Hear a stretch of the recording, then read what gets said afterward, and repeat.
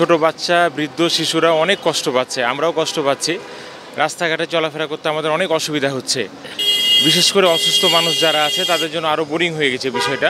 এই অবস্থা চলতে থাকলে মানুষ আসলে ব্যবসা বাণিজ্য, চাকরি যারা করে তাদের জন্য আরও অনেক কঠিন হয়ে যাবে। যারা শ্রমিক, ডে লেবার, দিনমজুর যারা আছে, এসব ভাইদেরও অনেক কষ্ট হচ্ছে। আমরা দেখতে পাচ্ছি রাস্তাঘাট একদম ফাঁকা, লোকজনের উপস্থিতি একদম নেই। রিক্সাওয়ালা, ভ্যানওয়ালা, দিনমজুর ভাইদেরও অনেক কষ্ট হচ্ছে এই গরমের জন্য।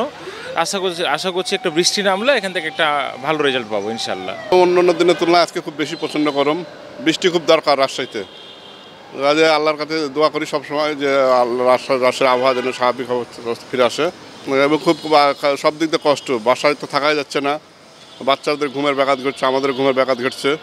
কাজে গরম থেকে বাঁচার জন্য আল্লাহর কাছে সাহায্য চাই, দ্রুত বৃষ্টির জন্য আল্লাহ তাআলা ব্যবস্থা করে। খুবই গরম, গরমে শরীর হিট হয়েছে, থাকা খুব বিপদ হয়েছে। রোদের তাপমাত্রা খুব বেশি। ভাড়া কোনো রকম হয়েছে, ভাড়া তো ঠিক মতো হয়েছে না, লোকের সংখ্যা কম বাড়াইছে। এই এত তাপে তো লোক বাড়েছে না। পেট আছে, ধান করতে হবে, ছেলে মেয়ে আছে, কর্ম তো করাই লাগবে। তাপমাত্রা একটু বেশি আর কি, স্বাভাবিকের চেয়ে একটু বেশি। তবে হিউমিডিটি কম মনে হচ্ছে, কারণ তেমন ঘামতেছি না, এটা মনে হচ্ছে আর কি।